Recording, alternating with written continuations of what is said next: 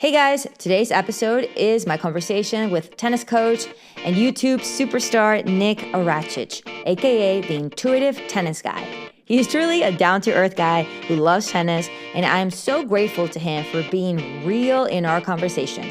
He shared the good and the bad that comes with an online presence, how he developed his teaching methodology, of course, his story, and many other things, so you will just have to listen. I find what he does fascinating because it is so different from being at a club 24/7. Remember, you can follow Vida Tennis on social media, on Facebook as Vida Tennis, and on Instagram as Vida Tennis Podcast. Learn from one of the best out there, only here at Vida Tennis. Enjoy!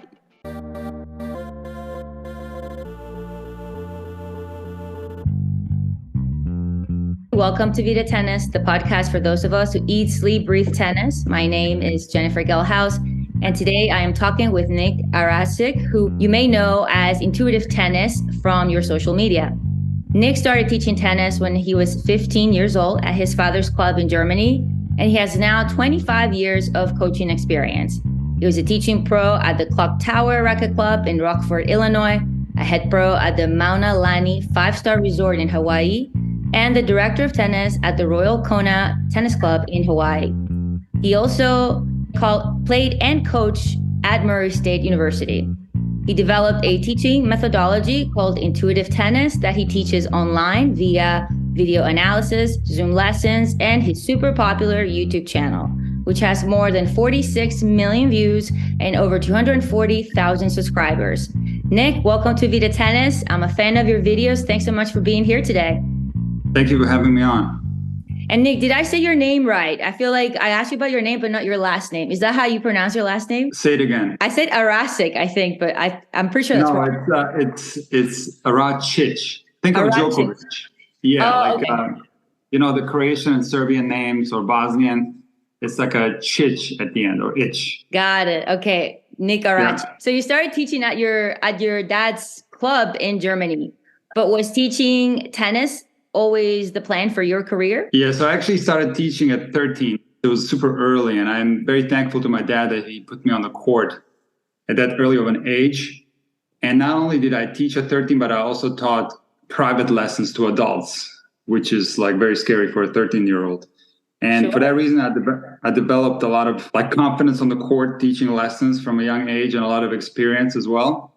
But my goal was to become a tennis player, to become a professional player. So I trained a lot, and teaching was something that I did on the side. So in a way, you could say that teaching might have held back my tennis career a little bit because I've always had that plan B. And then when I got a little bit older, 17, 18 years old, and I had a pretty good level and my friends were off playing futures, I was very reluctant to do that because I always had lessons during the week. And then I would play the club matches for money on the weekend or prize money tournaments. So it made no sense for me to go full time playing tennis and spend money and travel because I had it pretty good. I had a pretty good setup and I had a good schedule of lessons really from being a teenager all the way up to now.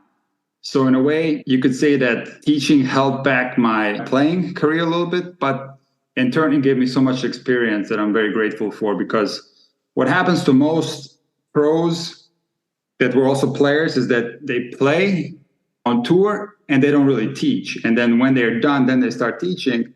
A lot of times they lack experience. They might be really good players, but they don't have any teaching experience. And I, on the other hand, have a tremendous amount of teaching experience. So it really helped me a lot, the fact that I started young. I can't imagine being a 13-year-old teaching adults. That's nerve-wracking for even a 20-year-old. So that's amazing that you were able to do that. And so now you've been teaching for 25 years. That's a lot of teaching experience.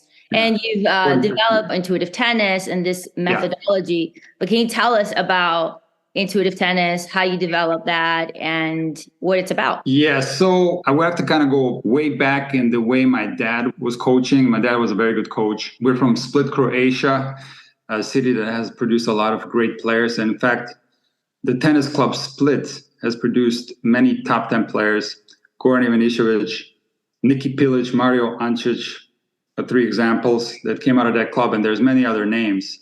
And my dad was the head pro at that club. And he also was the captain of the Yugoslavian national junior team that had Ivanišević and Selić on the team. So he was really a high-level coach, and I learned from him. I was very influenced by him and how I coached early on, which was very similar to my teaching methodology, which I named intuitive tennis. But then when I moved to the United States, I changed my coaching style a little bit to more of a very technical approach. Let's just put it that way, to a less intuitive approach. And I did that early on. And then when I would go back to Europe, I kind of started to clash with my dad a little bit. He wasn't really approving of my teaching methods, and I slowly started understanding that some of the things that I was teaching didn't make a lot of sense, which led me to do a tremendous amount of research, and it led me to create intuitive tennis. So I kind of started very early on teaching more of the intuitive way, then kind of changed my ways a little bit, and then later on went back to teaching the intuitive way. And what is the intuitive way? What does that mean to you? Basically, the intuitive tennis methodology is based on the fact that some technical elements on the strokes happen intuitively without the players being conscious of them. In other words, like when you learn the fundamentals and you start accelerating the strokes faster and faster, certain technical elements start to take place that players have no idea that they're taking place. In other words, they're happening intuitively.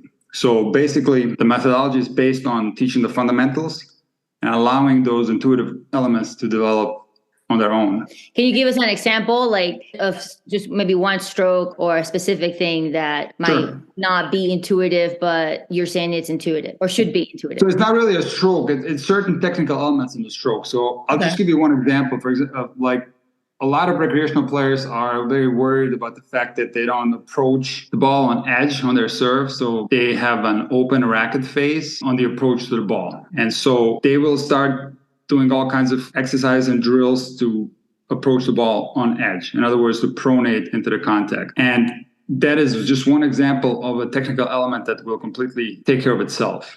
Like, for example, I have a pretty good serve. I spent my entire playing career without even knowing that the racket is supposed to be on edge.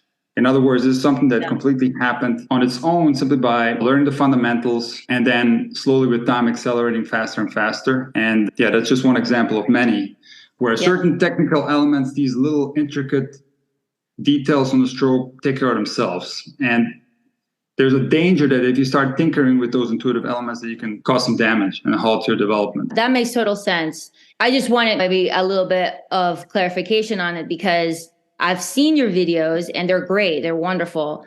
They seem to me very technical.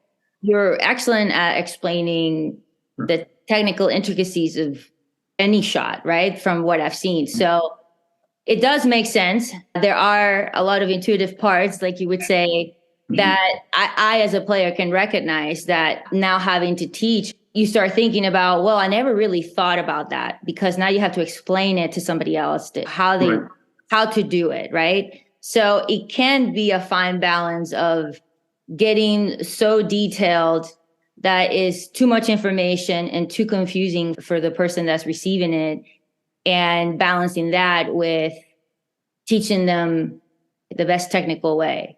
So it does make sense. I just wanted to see where you would go with that because I was That's a great question. Not necessarily intuitive. That's an excellent question. And I have a video on my channel that's titled What is Intuitive Tennis? And I have another one coming out titled Intuitive Tennis is Intuitive by Design. And I start these videos by saying that tennis is not an intuitive game. It is a counterintuitive game. So when you have a complete beginner that steps on the court, they're going to intuitively apply the wrong techniques. In other words, they're going to approach every ball with their strengths because that's going to give them the biggest chance of making contact with the ball. So they're going to basically do everything wrong the first time they step on the court. So tennis is technical. The fundamentals have to be taught if you want to have any chance of having these little intricate small details of the strokes take care of themselves. You have to learn the fundamentals because ultimately tennis is a counterintuitive game. You rarely, if ever, see a beginner that can master the strokes completely on their own.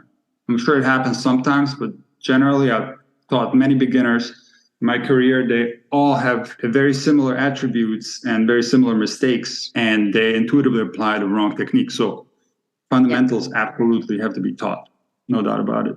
So then it becomes intuitive once you kind of get the fundamental, right? Is that Well, kind of the formula is the fundamentals, and then it's reps. Then it's confidence in swinging faster and faster, and eventually, once you start swinging fast, now you're going to start seeing some intuitive elements take care of themselves. For example, the lag on the forehand, the way the pros do it, or pronation into the contact are all things that are a result of the fundamentals, plus reps, plus confidence, plus acceleration. right? Then it becomes something that you don't have to think about. Well, you can't think about it anyway because these things are occurring in a matter of milliseconds. Players are not aware that these things are taking place. I'll give you an example of myself that I spent my entire teaching career not knowing that my racket was on edge close to the contact. And many of the high-level players and professional players that I've talked to, they have the same experiences. They're very unaware that some of these little intricate details take place on the strokes. Now, in the era of YouTube, where you have so much slow motion footage available, a lot of recreational tennis players get obsessed on these small little intricate details and they try to learn them. And that's when I do see some problems. Yeah. Because why? Because when you're trying to recreate something that's happening in milliseconds, let's just take an example of the lag on the forehand, the way it's done on the tour. When you try to recreate that at the conscious level, you're forced to, number one, slow the stroke way down so that you can execute that movement. And on top of that, you probably have to shorten your stroke severely in order to make that happen. So when you do that, you're going to build big hitch into your strokes. You're going to lose the fluidity, the continuity of the stroke, the sequencing of the acceleration. It's going to be a act up robotic looking stroke. Whereas if that little lag is inside of the stroke happening in a matter of milliseconds, now it's actually not visible to the naked eye, and it's happening in context of the entire stroke, the way it's supposed to accelerate. Does that make sense? Absolutely. So in essence, those elements of strokes have to be performed intuitive if they want to be performed correctly. Because if you want to do this, for example, the lag on the forehand or the pronation into the contact, there's many other examples. If you want to do that at the conscious level, you can only do it if you slow your stroke way down. Because if you watch players in real time, you can't even observe those technical elements with the naked eye. They're just happening too fast. It's a matter of milliseconds. You can't see the racket being on edge shortly before contact. That part of the serve is over in milliseconds. You can't even see that part. Slow motion footage, of course, you can see everything, every little detail. I always like to learn from other people that also teach tennis, because I think sometimes the way you explain things might click with someone, but not with someone else. Some people get you, some people don't, right? So I think the more as a pro that you can see how other people teach it, the better it is, the better you get at explaining it. So that's kind of how I've seen your channel, right? Because I've had times where I'm maybe struggling to get through to a player and I'm like, how do I explain this better? And then I look up instructional videos. I'm like, oh, I like how this guy broke this down or how he said this part. And then I'll use that. So that's super helpful as a tennis pro to kind of see these videos as well. But what made you start a YouTube channel for tennis teaching and tennis instruction? I'm curious to know about that. Yeah, I'm going to answer that question, but let me backtrack one thing, though, that I do want to mention, something that's super important. It relates to your question before, and that's the fact that I put a big emphasis in differentiating between fundamentals and style. And this is going to transition into the question that you just asked. This is where I've done a tremendous amount of research. And I've been able to establish fundamental elements and strokes that all high-level players have in common.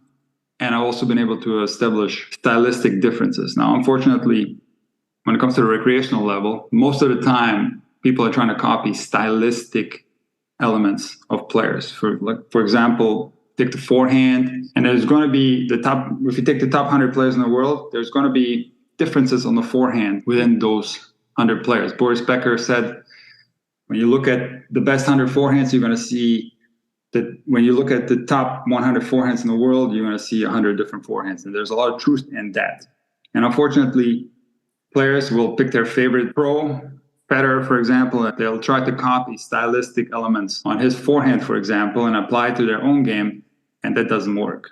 So that's a very important caveat to the intuitive tennis teaching methodology that I do differentiate between fundamentals and style. And I do allow players to develop their own style. And now to answer the question that you just asked, when I was building the intuitive tennis methodology, I did a tremendous amount of research. It took about 5 years. And like I said in the beginning, I changed my teaching ways completely, and I had great success with it. The students that I had, which were mostly high-level juniors down here in Southeast Florida, got a lot better. Their rankings shot way up. The parents were so amazed at the transformation and the improvement that they kind of convinced me to put this information out to the public. It also coincided with the fact that my dad got diagnosed with stage 4 lung cancer. And unfortunately, he didn't ever write a book. He didn't ever put anything on paper, recorded a few videos here and there, but never really went public with his methodology. And I just thought he's taking everything to the grave with him. I mean, he gave me a lot of guidance. He taught me a lot, but he's taking everything to the grave with him, all that information that can be valuable to so many players. So I thought, you know what? The people that I'm working with are right. I'm going to put this information out there. I'm going to write a book. So I started writing a book titled Intuitive Tennis, and I got about 60 pages done, and it just wasn't going anywhere. I realized that I need a ghostwriter, and it was very difficult, the process of writing. So I decided, you know what? Like, instead of writing this book, I'm just going to present this information in video format. And that's how I started the YouTube channel. And right from the get-go, if you look at the first 3 videos, I think my second video has like 300,000 views. So right from the get-go, people really liked and resonated with the information that I was presenting. That's amazing. Do you happen to know which type of video or topic of instruction has the most views or most interest? Well, you know what? When you're talking about YouTube or Instagram or TikTok, because it's all different. All the platforms are different. So which platform are you referring to? I guess YouTube, since you have such a huge following on YouTube, which is it the serve? Is it a specific stroke or anything like that? Look, YouTube is a very complex algorithm, and it's not the same. It changes very fast. So when I first started, which is now 4 years ago, for example, if you did a video on a kick serve or on a modern forehand, or if you did a video on the wrist lag, you had a decent chance of the video doing well. There's never any guarantee when you select a topic that the video is going to do well. But let's just say those keywords perform better than others. But it has completely changed. Now, if you make a video on the wrist lag or on the modern forehand or on the kick serve, it really doesn't make any difference. So the algorithm always changes. So it's hard to say which topics are the most popular. But I can tell you one thing that I did that was different from what everybody else was doing was the fact that I would teach my lessons and I would just turn the camera on. Because before I did this, people would have students on the court, but they would be talking to the camera and the student would be there just kind of like as a prop. And I always felt that being a little bit of an unnatural, kind of an awkward setup. So I thought, you know what? I'm just going to do my normal lesson. I'm not even going to worry about the camera. I'm going to pretend like the camera is not there. I would tell my students, pretend like the camera is not there. I would be Mike and we would just do a normal lesson.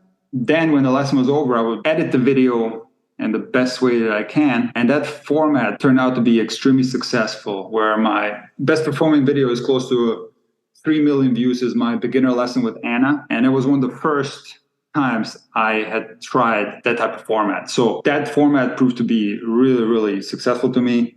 And to this day is still maybe the most popular type of videos that I made is my student lesson. Interesting.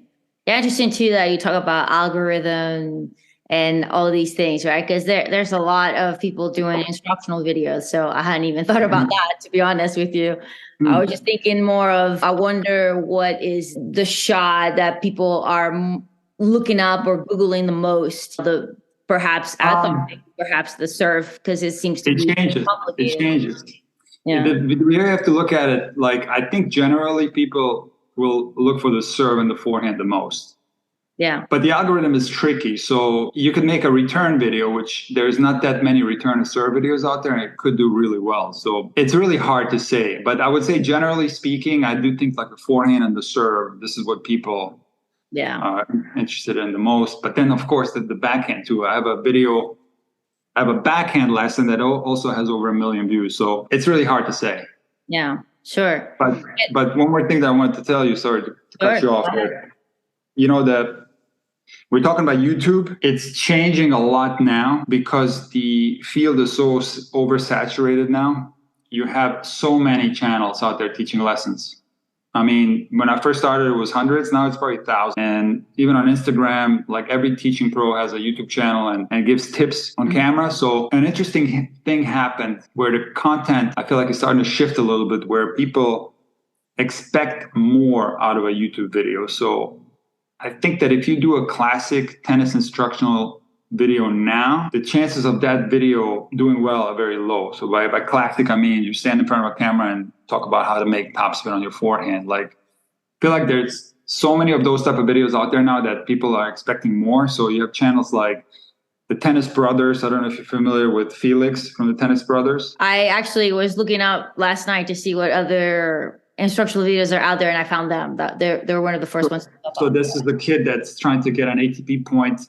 So it's not really instructional, but it's still like tennis content, and he's doing extremely well. You have other channels like My Tennis HQ and Racket Flex, who are a little bit younger coaches who are resonating more with the younger audiences. And something that happened during the pandemic, where everybody was bored and there was no tennis, a lot of the famous coaches and famous players, current or former players, started posting videos. So it's just a tremendous amount of content out there where even Venus Williams started a YouTube channel where she's teaching how to hit a forehand and how to hit a serve. So it's really very saturated now. So it's becoming very challenging. It's very necessary to make super high quality videos now in order to have any type of success. I can imagine now also Top Court with the professionals. Is that what it's called? Top Court, right? Yeah. So that's what I was telling you. Like, during the pandemic, a lot of the pro players started making courses because they probably needed a little bit of extra income. They were bored, had nothing to do. So you have all of a sudden top 10 players in the world teaching you technique. So that's what happened. And now you even have famous coaches that everybody knows in the world that have their own YouTube channel. So yeah, no, it's become very competitive, very saturated field. I bet. And were you always comfortable in front of the camera, or is that something that you had to work on? Well, if I remember back to that, when I was writing that book and then I decided to present my information on camera, it took me 3 months to release my first video. And then I didn't even release the video that I was making in those 3 months. I released something completely different. So this is something that every YouTuber goes through. Like, they're so scared to make their first video and they want to make it perfect. And that's exactly what happened to me. I kept re-recording that video because I thought it was awful. And then I finally released my first video and it was on forehand grip. And I thought it was good enough to post then. But when I look at that video now, it's awful. I mean, everything about it is awful. So in the beginning, it's tough because you're just not maybe comfortable talking into a camera. It's kind of weird. And then also the editing part, there's a lot to it. And then as you do it more, you get better at it. So in the very beginning, it was tough, but I produced content consistently over the last 4 years, almost on a daily basis, that I got better quite fast, actually. So it was only in the very beginning where I had trouble with that. That's always the hardest part, is getting started and pressing the publish button. Exactly. Yep.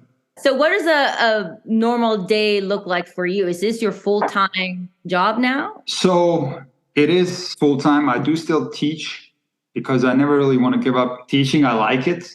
I don't teach like I used to. I used to teach, of course, like everybody else, 8 hours a day. So now I do maybe 5 hours per week of teaching on the court. So I don't really ever want to give that up because I do enjoy the in-person coaching. I like being connected to the people in that real way on the court, being together with them. So I never want to give that up. But I do have a lot of work running my membership site, making content for my YouTube channel.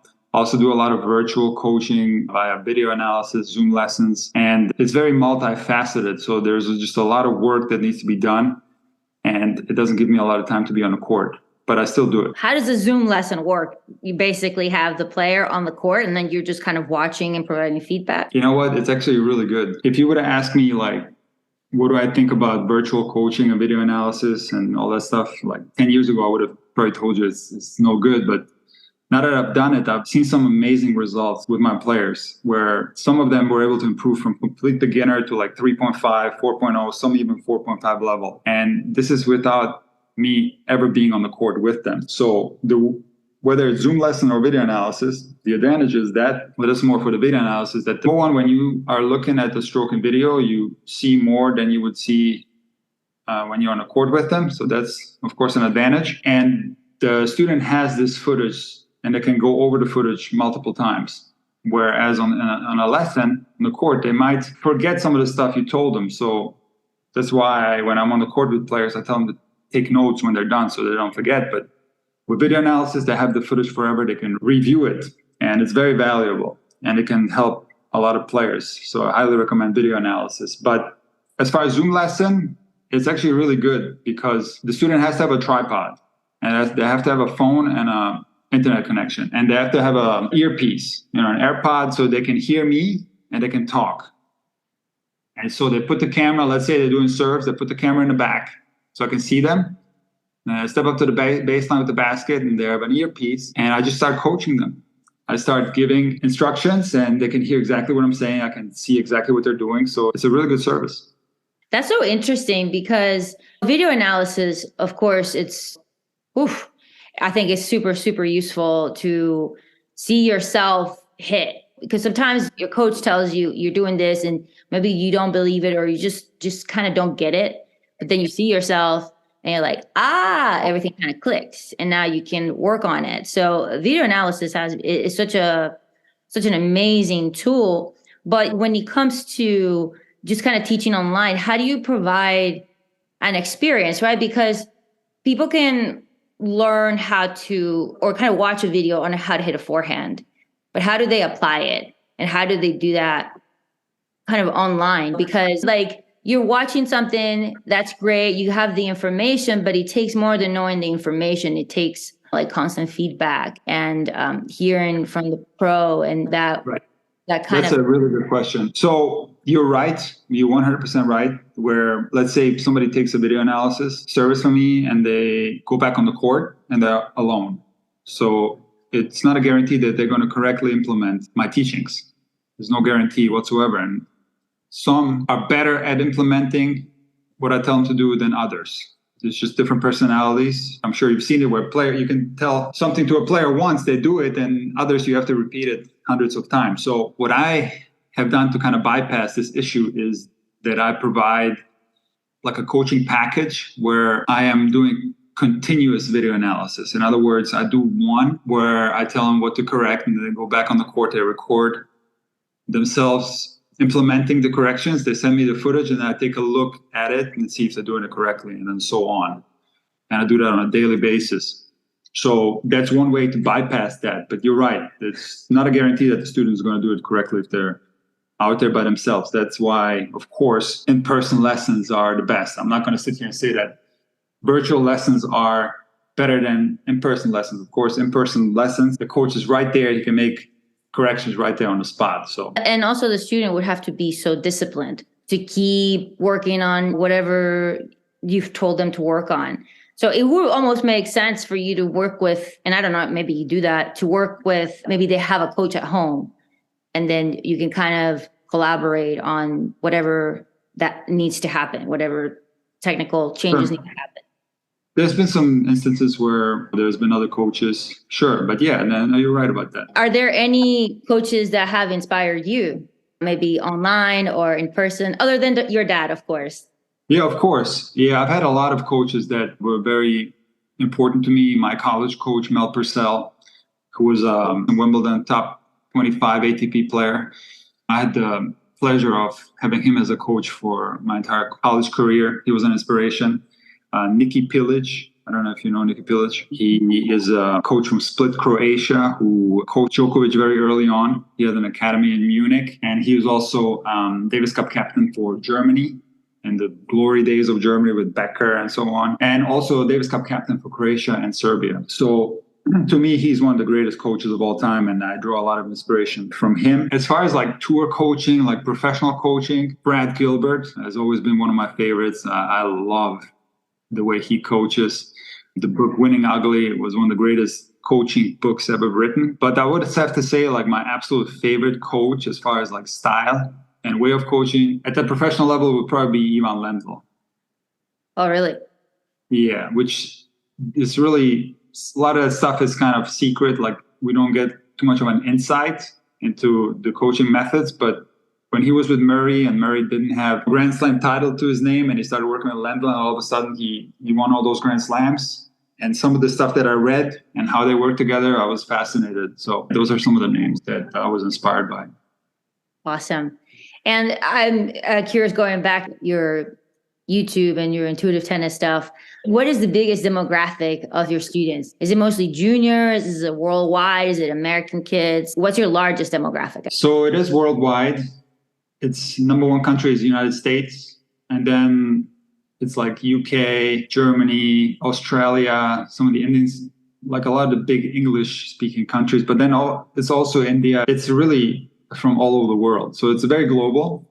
And the demographic is mostly men on YouTube. It's a little bit different on the TikTok and on Instagram, but on YouTube, it's mostly men. And I would say the biggest amount of people that watch me is probably age range, I would say 35 to 65. So I would say recreational adult male players is probably who watches me the most. I would think probably it kind of makes sense because, and I could be wrong, but they might be the most self-sufficient that could just go out there and practice something on their own, just grab a basket of balls and practice. I do have an opinion on that because I was just a regular coach down here in Florida. So I don't know if it's the same. You were in Tampa, right?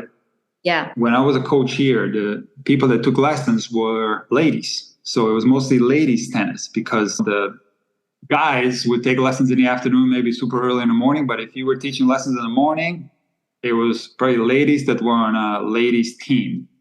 I find that those type of players, they don't watch YouTube videos. They could not care less. They don't care about the technical intricacies. They don't. It's more for the social and fun part of it. Okay, you can say that, but I feel like they want a shortcut to success on the court. So they love figuring out a way to win. So they are very interested in tactics and strategy and not so interested in technique. Whereas the men are highly interested in technique and getting the reps in and grinding and playing matches and stuff like that. And and like you said, the ladies, of course, is a social thing, but also I feel like some of them are very competitive and they want to win, but they don't really want to spend time and look at videos and correct technique and take a ton of privates to go into detail. This has been my experience. Of course, I'm generalizing, but I find that like a lot of these ladies that I'm very good friends with, they used to take lessons with me. They don't really watch my YouTube video. They couldn't care less. So there's definitely a difference in who is interested in learning about tennis technique. And I think the demographic that's most interested is adult male recreational. I've had a similar experience. You get a lady and they say, I want to work on my serve. Like, okay, well, we have to break it down. You have to give me a couple months of your time to like really make a significant change. And that rarely, almost never really happens, right? They want to take that one lesson, give me the tip, and then I'm done. And like, that's not how it works. A shortcut to more wins in doubles. Right. They're interested in quick tips. So that's why, like on Instagram, I have more of a female audience. Because on Instagram, the videos are very short. And I think they consume that type of content more. But yeah, that's definitely true. And what about junior players? Do you work with any junior players? I do. I still do. I get a lot of requests for junior coaching. And most of them I turn down simply for the fact that the parents want me to take on their kid on a daily basis for multiple hours a day. And I just can't do that. I don't have the time for that. But that's what I used to do. When I first moved to Southeast Florida, the first 10 years, that was at least 50% of my clientele was high-level juniors. Where now I still work with some, but I would say 90% I've kind of specialized in the adult recreational level. And it makes sense because that happens to be my audience on the internet as well. So that's kind of like my niche. My specialty is the adult recreational level. Well, it's awesome what you've done too, because you work on your own terms. You work when you want, with who you want, and it's very different, right? Do you miss it at all, being at a club and being in that type of environment? I don't miss it that much, simply for the fact that before I moved to Florida, I worked in Hawaii. So I've been exposed to the sun from the age of like 25. And I find it very difficult to be in the sun for like 8 hours a day. I can't handle it anymore. It's very difficult physically. So for that reason, I don't miss that part that much. When I hear like that Rick Macy's, he teaches 6 to 6, 7 days a week. At least that's what he said. Still? Still. So I'm like, Gosh. how can he do that? Like, I couldn't do that. It would be a big challenge to be out in the sun that long. I guess I'm more sensitive to the sun than others. But back in the day when I worked in Rockford, Illinois, to work like a Sunday was 24 hours. I did 12 hours on Saturday, 12 hours on Sunday. And there was no problem. It was indoors and it was fun. But if I picture myself now, this weekend, going out there 24 hours in the sun, I don't think I could do it. It would be difficult. So no way. Yeah, Don't get me wrong. I love tennis, yeah. but I would not love teaching 12 hours of tennis. That sounds like way too much. Tough, right? Yeah. It's tough. Yeah. Let's be real. That is crazy. People don't realize the conditions down here. It's very difficult. So yeah, I don't really miss that part. But like I said, I never want to give up the in-person connection with the students, which is the best. I always want to continue to do that. And if I can continue to do that on a limited basis, if I have the luxury to do that, I'm going to continue to do that. If I ever have to teach a little bit more, I wouldn't have any problem with that either. So I do love being on the court. Don't get me wrong. Like, that's probably my favorite thing, is not only the teaching aspect, but also forming relationships, friendships with the students, the little talks that you have while you're picking up balls. I think that's just a phenomenal thing. And students, if they like the coach, they will open up. And really, I've formed many great friendships over the many years I've been coaching on the tennis court. And I never really want to give that up. I want to continue doing that for as long as I can. Absolutely. And also, it's a place for you to organically come up with new ideas for your channel and things like that. Oh, of course. Yeah, that's where most of my ideas come from, the experience I have on the court. Right. I would say 99% of my ideas, they come when I'm teaching. Whether I'm doing a video analysis and I'm observing something specific, a specific mistake, or I'm on the court observing a specific mistake, I say, okay, you know what? There's a mistake that's very common. I've seen this on other players.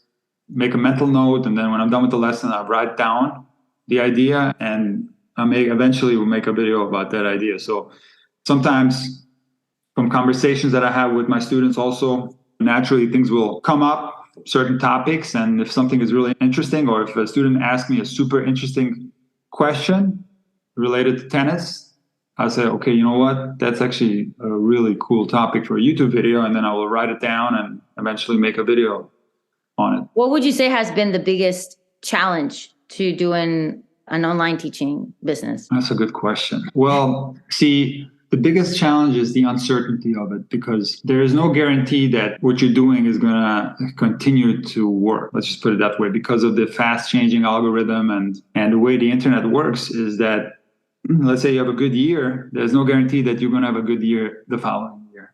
So the uncertainty is a little bit tough to deal with at times. And then, of course, if you have some success on social media, you're going to get some trolls, which can be difficult. I find it very difficult to deal with my students being trolled. That's where I get very upset about that. And there's been several things over the last 4 years where some of my students got really trolled online. And on your video, they got trolled, like in the comments section? Oh, yeah. Oh my goodness. The most classic thing, I'll tell you, is just let's have a player, and you'll relate to this because you work at a club, but let's say you have a player and they're playing on a 4.0 team, okay? They're a legitimate 4.0 player.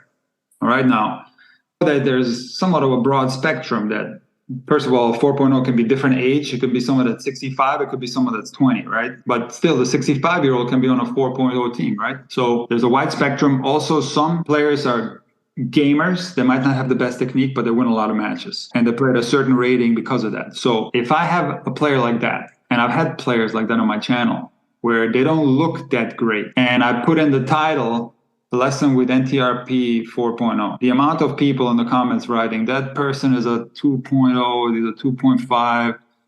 No way that person is a 4.0. And it's across the line. You go on any YouTube channel that features matches, this is the type of stuff that you will read the most. And what actually is quite an interesting topic, because what I've experienced is that the vast majority of players that consume tennis content online, they will, number one, overestimate their own level. They will see somebody playing on YouTube and they will say, oh, I can beat that guy.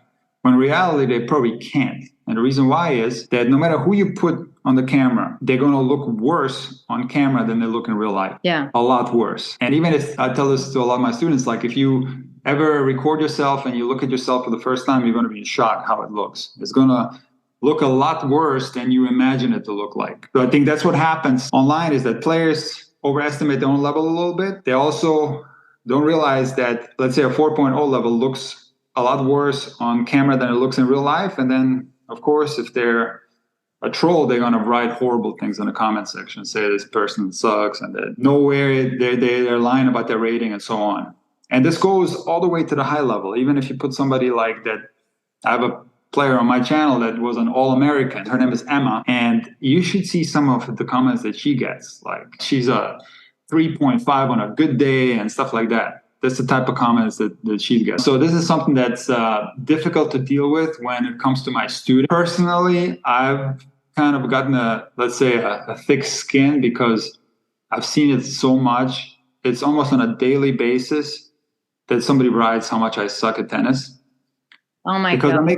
Because I make a lot of short form content where I feature drills or I will demonstrate techniques and stuff like that. And almost on a daily basis, people will say how horrible my technique is and how much I suck and stuff like that. So I've grown a thick skin. It doesn't really bother me anymore. It doesn't create any type of reaction from me. But for some reason, when I have a student who's like nice enough to be in my video and it's a personal friend of mine and they get attacked, I do feel a sense of like wanting to protect them. And I do get upset about that. Sure. Oh my gosh, I can't imagine. Of course, the last thing you want is for somebody to have a bad experience, somebody that helped you make a video to just have a bad experience and have a negative. Yeah. But I will say though, I'm not like, if you are at a level where you're getting some hate, that's actually a good sign, because I think it'd be a lot worse if I would put out videos and there would be no comments at all. You know, if like one comment or two comments. So the fact that people are watching, the fact that there's some engagement there, it's actually a good thing. And naturally, it can't all be positive. There's going to be some negative stuff too. So I am very grateful for the fact that people are engaged with my content, even if it's negative engagement. Yeah. You could do with less of it though, but yeah, that's crazy. I didn't even think about that. That's really interesting. And I'm sure you have the thickness of skin. It hasn't stopped you. You have, I don't even know how many videos online. I mean, you have so much content.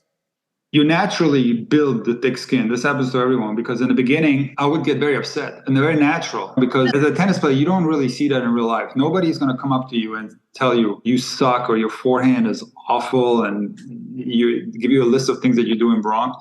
This doesn't happen in real life. This is an online thing. So in the very beginning, when I started getting those type of comments, I was very reactive to it. And I would start getting into it with these type of people. And quickly I realized it's a road to nowhere. I stopped. But yeah, in the beginning, I was more reactive to it than I am now. So naturally, you learn as you go to not get bothered with that. And you understand that there's really no point in doing anything with those comments, not even like deleting them, blocking them, just leaving them alone. That's probably the best thing. I'm so glad you brought that up, because I wouldn't even have thought of asking you about that. But that is a very real aspect of it and a very human part of it. And I'm sure that's got to suck on every level, especially at the beginning where you're putting yourself out there and then somebody goes on and makes a stupid comment. It's got to make you feel terrible. I mean, there's no way that it doesn't, even if you're tough. It's got to get to you, because you're trying, you're doing something, and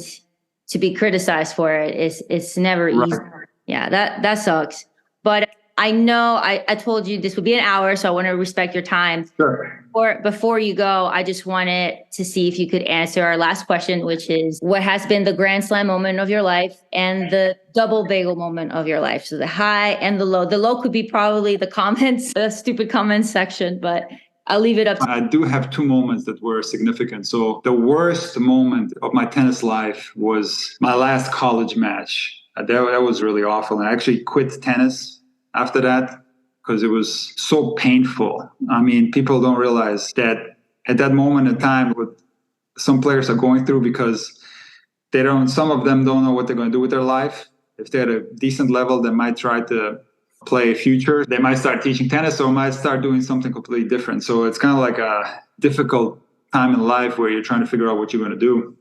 And you're also sad that the college tennis experience is over, because you play college tennis, you know how much fun it is to play college tennis. So it was already kind of a sad moment just by itself. But then what happened in that last match kind of added to everything. So I had a pretty good college career, and we won our conference the last year, and we qualified for the nationals, and we played the University of Kentucky in the first round. And I played a guy called Jesse Witten, who was at that time, I think he was ranked 4 in the NCAA. And after that match, he ended up making it to the final of the NCAA singles tournament. And I played him, and I played well that day. And I was up 6-3, 5-3, 40-15 serving. Now, when you play the nationals, they call the match once a team gets 4 points. They don't let the match play out. So as soon as one team gets 4 points, the match gets called. So in that last game, as I'm serving for it, my coach started telling me through the fence that the one guy, we already lost 3 points. It was 3-0 for Kentucky. And the one guy was about to lose, and the match was going to be called. And as soon as he told me that, I got so unbelievably tight. I had 3 match points on my serve, and my serve is my best shot, and I didn't convert on those match points. And eventually the match was called without me having the chance to finish the match. And on one of the match points, Jesse actually broke a string and passed me with a broken string. And if I would have won that match, I would have qualified for the NCAA singles tournament, which was always tough for me because I played for a small Division I school, and we didn't get that many like high quality matches. So my ranking was never really super high. I think the highest was 37 in the NCAA. So that match would have helped me tremendously to boost my ranking, and I would have definitely gotten into the singles tournament. And I like that, not being able to finish that match was like so tough to deal with. And I that was definitely the lowest of the low moments, because I didn't have any desire to even keep playing tennis. It was just so awful, because I just kept thinking about how great of an ending that would have been to finish out my college career by winning at number 1 against Kentucky. And it just wasn't meant to be. And I was so close with those 3 match points and my serve. Like I was thinking, why couldn't you just get a serve as a winner or an ace? So that was definitely the lowest moment. And it took me a couple of years to get out of the funk, actually, I'll be honest with you. I started teaching immediately after that. And then I kind of regained the pleasure of playing matches when I moved to Hawaii. And that's when I started competing again. So I did actually regain the fun for competing. And I did start playing a lot of tournaments when I moved to Florida too, like men's open tournaments and stuff like that. But it took me a good couple of years to recover mentally from that match. That was definitely the lowest of the low. The highest moment, it was when I won my first big tournament in Germany in juniors. See, when I first started playing tennis, I wasn't very good. Genetically, I'm not the most gifted athlete. I'm naturally kind of slow, stiff, uncoordinated. And all that I've been able to achieve in tennis was through hard work. There was not a lot of talent there. And so when I first started, and I moved to Germany when I was 9, and I didn't really play tennis seriously in Croatia, where I was born. But when I moved to Germany at the age of 9, the first 2 years I was very bad. And it took me a while to break through. But then all of a sudden, something clicked. And I started like getting better and better. And when I was 13, I got really good. And then there was this one tournament. There was like a big national ranking tournament with players from all over Germany. And actually, out of the qualies, I ended up winning the whole thing and beat players that were like ranked top 50 in Germany, or I don't remember now, but maybe even higher than that. And we were very, very happy when I won that tournament. Our whole family was like, I remember that being like one of the happiest moments because of the breakthrough. Like all of a sudden now, after that tournament, I was like considered one of the best juniors in the whole country, and I continued to play well. But something clicked that week, and I don't know, I can't really explain it, but I'll never forget. Thank you so much for sharing that. I think it's hard to believe, I guess, that you think that you're unnatural in any way at tennis, but that could be why you're so great at coaching too. Relatively speaking, like I have some of my friends who were top 200 in the world or top 100 in the world. So I'm speaking relatively to like the highest possible level. Compared to them, I'm saying that I'm not as gifted like genetically in that regard. So I'm being probably a little bit too critical of myself, but I'm just comparing myself to like the players that you see on TV. I feel like that naturally I wasn't an athlete that was gifted enough to be that athletic, to be able to compete at that level. Yeah. And then one follow-up question to your low moment. Do you hold it against your coach that he told you what was going on? Because I've coached college myself, And that's something I wouldn't do, but I don't know if you ever thought about that, like, oh, maybe he shouldn't have told me that, That's such a great question. And I never thought of it until I did make a YouTube video on this topic. And I did tell this story on YouTube, and people in the comments were saying exactly what you said. He kind of like sabotaged me, but unintentionally, of course. I don't know if I'd see, but then what if he didn't say anything? I would have like lollygagged over there because I take a lot of time between points. So what if he didn't say anything and I'm taking my sweet old time over there and not like, so I'm actually like kind of grateful that he did tell me, because what if I would have like taken my time and then they called the match? So I did kind of had to hurry up. So people don't understand, like the context is this stupid college rules. This is not a normal tennis match. Like if it's a normal tennis match, you don't have to deal with time pressure. And generally it doesn't really matter if they call the match. Like this was just such a weird circumstance where it was definitely my last match. We were losing. I was never going to play college tennis again. And then I had these 3 match points and I was out of time. It was just a weird thing. So I never really blame Mel. And I still, to this day, I'm not gonna blame him. But you can look at it a couple of different ways. I think you're right. Maybe if he didn't say anything, I wouldn't have gotten tied and I would have served an ace. Who knows? And nobody's perfect. Maybe he made a mistake there. I mean, we're all human, Sure. Oh, Nik, thank you so much for taking the time today. This was wonderful. My pleasure. Stay in touch, okay? Thanks for Absolutely. All right, best of luck with everything, and don't listen to no trolls. They suck anyway. Never. All right, take care. All right, Nik. See you soon. Bye-bye. Thank you so much for listening to Vida Tennis. Make sure to check out Nik's YouTube videos if you're not familiar with them. You can find him as Intuitive Tennis on YouTube, Instagram, and TikTok. His website is also intuitivetennis.com. As usual, you can find all the links in the show notes. And as always, please feel free to reach out to me via email at vidatennispodcast@gmail.com with any suggestions or questions you may have. Check out other episodes and please share with someone you think would find it interesting or useful. Thanks for listening. Until next time.